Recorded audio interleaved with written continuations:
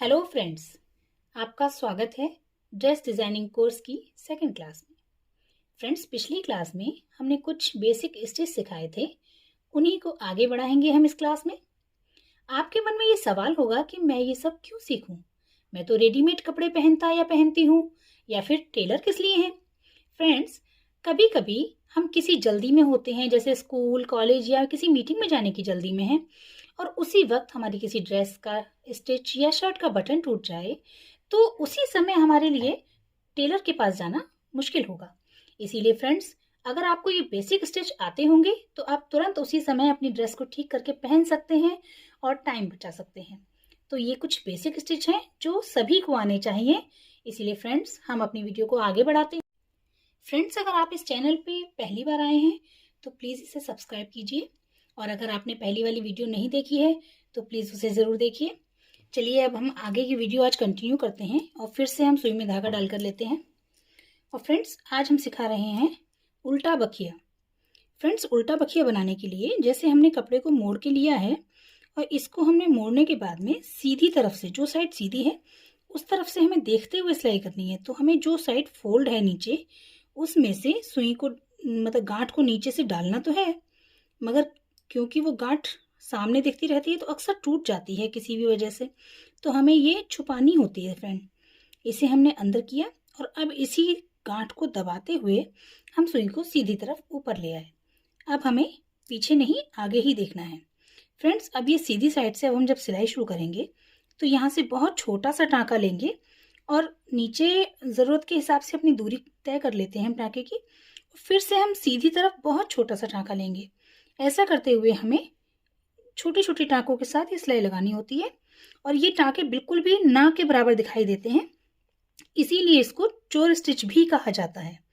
क्योंकि फ्रेंड्स, ये मैं मैचिंग धागे से नहीं बना रही हूँ, इसीलिए आपको दिख रहे हैं, और आपको दिखाने की वजह से ही मैंने ये अलग रंग का धागा लिया है। लेकिन फ्रेंड्स, जब भी आप कभी ये सिलाई करते हैं तो मैचिंग के धागे का ही इस्तेमाल करें। फ्रेंड्स, इसको हम उल्टा बखिया कहते हैं, और इसे क्योंकि छुपाते हुए टाँके लगाए जाते हैं, इसलिए इसको चोर बखिया भी कहते हैं। देखिए फ्रेंड्स, ये कितना कम दिख रहा है। ये इतना भी इसलिए दिख रहा है क्योंकि ये अलग रंग का धागा है। जब आप इसे मैचिंग के धागे के साथ सिलेंगे तो ये बिल्कुल भी नहीं दिखाएगा। जैसे मैंने अभी एक सैंपल बना के रखा है आपके लिए। देखिए फ्रेंड्स, ये मैंने मैचिंग के धागे से सिला है, तो देखिए ये आपको ठीक से नज़र नहीं आ रहा होगा, मगर उल्टी तरफ वैसे ही टाँके हैं, मगर सीधी तरफ ये बिल्कुल नहीं दिख रहा है, और ये मजबूत टाँका कहलाता है। ओके फ्रेंड्स, अब हम नए टाँके यानी तुरपाई की तरफ बढ़ते हैं। फ्रेंड्स, अब हम आपको तुरपाई सिखा रहे हैं।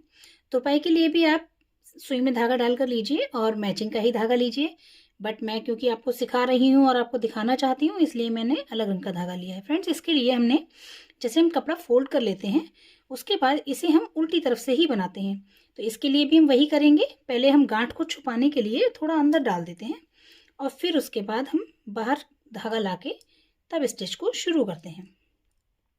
फ्रेंड्स, इसके लिए हम बहुत छोटा सा, जो कि ना के बराबर दिखे वैसा धागा हम लेते हैं, टाँका हम सीधी तरफ के लिए लेते हैं, और फिर वहीं से थोड़ी सी दूरी पर इस ऊपर वाले कपड़े में टाँका लेते हैं। इसको तुरपाई कहते हैं। इसी तरह फ्रेंड्स, इसको फिर से थोड़ा सा आगे एक छोटा सा टाँका नीचे लेते हैं और फिर ऊपर वाले कपड़े में लेते हैं। देख रहे हैं फ्रेंड्स, इस तरीके से तुरपाई की जाती है। फ्रेंड्स, सभी लोग इसको सिंगल धागे से करना पसंद करते हैं, मगर मेरा मानना है कि धागा डबल धागे से ही, मतलब तुरपाई करनी चाहिए, क्योंकि तभी ये मजबूत रहती है, वरना ये अक्सर जल्दी खुल जाया करती है और फिर इसके लिए लोग परेशान होते हैं। इसलिए फ्रेंड्स, मैं तो इसको डबल धागे से करना ही पसंद करती हूँ, बाकी आप जैसा चाहें। और टाँके अगर हम छोटे लेते हैं तो ये सीधी तरफ बिल्कुल भी नहीं दिखाई देते। देखिए फ्रेंड्स, ये अलग रंग का धागा है तब भी कितना कम दिख रहा है, और अगर ये मैचिंग का धागा होगा तो बिल्कुल भी नहीं दिखाई देगा। जैसे ये मैंने आपको सिखाने के लिए फ्रेंड्स 2-3 टाँके बता दिए हैं। अगर आपको समझ में नहीं आ रहा है तो इसको आप पॉज करके या बैक करके फिर से देख लीजिएगा। देखिए, मैं आगे आपको बताती हूँ ये तुरपाई कहाँ यूज़ होती है। जैसे हम जो ब्लाउज़ पहनते हैं, उस ब्लाउज़ की ये जो बटन पट्टी होती है, हुक पट्टी, इसमें देखिए ये तुरपाई की गई है, और ये मैचिंग के धागे से की गई है। तो देखिए आपको बिल्कुल भी धागा या टाँका नज़र नहीं आ रहा है। ये नीचे के पोर्शन में भी की जाती है। ऐसे ही कुर्ती वगैरह में भी नीचे के पोर्शन में तुरपाई की जाती है और मैचिंग के धागे से की जाती है, तो ये बिल्कुल भी पता नहीं चलता। अब मैं आपको हुक लगाना बताती हूँ। इसके लिए मैंने एक डबल कपड़ा सिल के लिया है, क्योंकि हुक हमेशा किसी न किसी पट्टी पर ही लगता है, वो डबल बनी हुई होती है। तो फ्रेंड्स, इसके लिए हमें जहाँ हुक लगाना है वहाँ हम हुक को रख लेते हैं, और इसके लिए भी हम सुई में धागा वैसे ही डालते हैं जैसे मैंने आपको बटन के लिए बताया था। 2 डबल करके धागे के जो सिरे होते हैं उससे हम सुई में धागा डालते हैं, और दूसरा फोल्ड साइड से इसको लॉक करेंगे। देखिए फ्रेंड्स, जैसे हमने हुक को पकड़ लिया है और इधर से हम स्टिच लेना स्टार्ट कर रहे हैं, और इसका जो फोल्ड वाला सिरा होगा उसमें से हम इसको निकाल लेंगे सुई को, और इसको लॉक कर देंगे। ठीक है फ्रेंड्स, इस तरीके से हमें गांठ नहीं लगानी पड़ती, क्योंकि गांठ यहाँ पे दिखती है और गंदी लगती है। इसीलिए फ्रेंड्स, अब इस तरीके से ही इसको एक एम्ब्रॉयडरी के तरीके से ये टाँका हम लगाते हुए इसको मजबूत हुक लगाएंगे, और देखने में भी सुंदर लगेगा।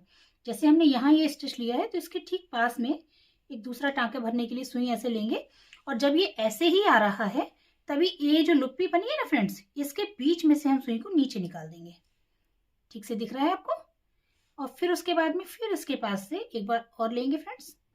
इस तरीके से करते हुए हम इसको आगे निकाल देंगे। देखिए फ्रेंड्स, जैसे ये बन रहा है ऐसे ही हमें इसे पूरा बनाते जाना है। वीडियो बहुत लंबा हो जाएगा, इसीलिए फ्रेंड्स मैं इसे रोक के पूरा करती हूँ, फिर आपको दिखाती हूँ। देखिए फ्रेंड्स, अब हमने इतना हुक जो है लगा लिया है। फ्रेंड्स, जैसा कि आप देख पा रहे होंगे, हमने इसे गोलाई से एम्ब्रॉयडरी टाँके से दोनों तरफ लगाया है, तो आप समझ सकते हैं कितना मजबूती से लग गया है और देखने में भी सुंदर लग रहा है। लेकिन अभी ये नहीं लगा है, जिससे कि हमें परेशानी होगी। इसलिए फ्रेंड्स, अब धागे को इसमें नीचे डाल के और इस जगह पे निकालेंगे, और फिर जिस जगह हमें हुक को रोक के रखना है वहीं पे इसको भी लॉक करेंगे। इसे सुई के धागे सुई को नीचे से निकाल के धागे को इस पे लपेटते हुए इसे हम 2 से 3 बार यहाँ पे गांठ लगा देंगे, ताकि ये मजबूती से रुक जाए।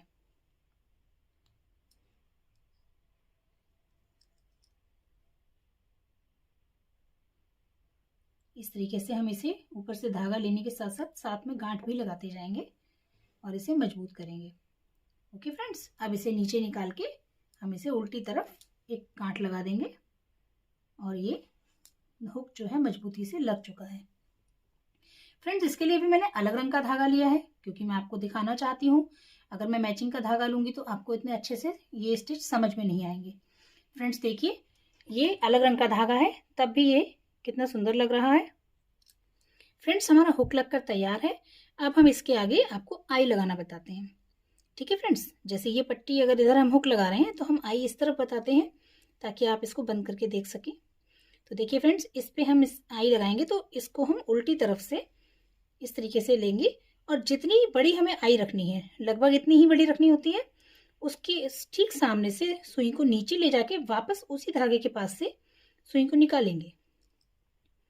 ये धागा हमें फ्रेंड्स 4 फोल्ड लेना है, क्योंकि धागा मोटा होगा तो ये आई जो है अच्छे से दिखेगी और मजबूत भी बनेगी।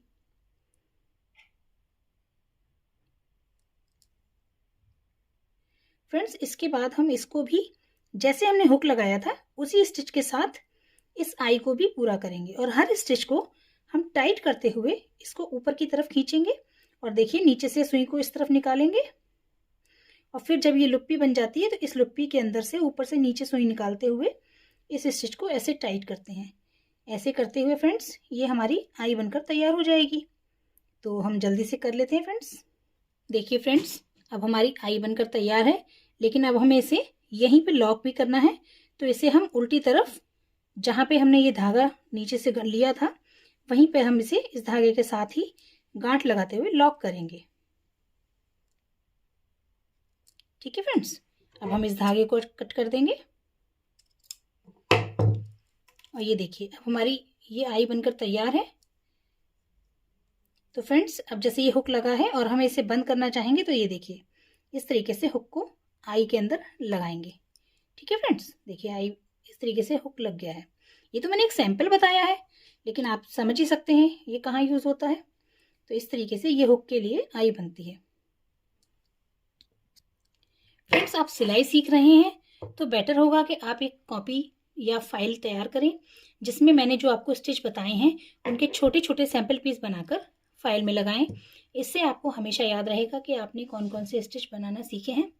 इसीलिए फ्रेंड्स, मैंने आपको जो भी स्टिच सिखाए हैं, जैसे कच्चा टाँका, पक्का टाँका, तुरपाई, बटन लगाना, हुक लगाना, आई बनाना और उल्टा बखिया, इन सभी स्टिच के आप छोटे छोटे सैंपल बना के एक कॉपी में लगा लीजिए। ओके फ्रेंड्स, आज की वीडियो हम यहीं पे रोकते हैं। और आपने अगर हमारी पिछली वीडियो नहीं देखी है तो प्लीज़ उसको ज़रूर देखिए और हमारे चैनल को सब्सक्राइब कीजिए, हमारी वीडियोस को लाइक शेयर कीजिए फ्रेंड्स। Thank you.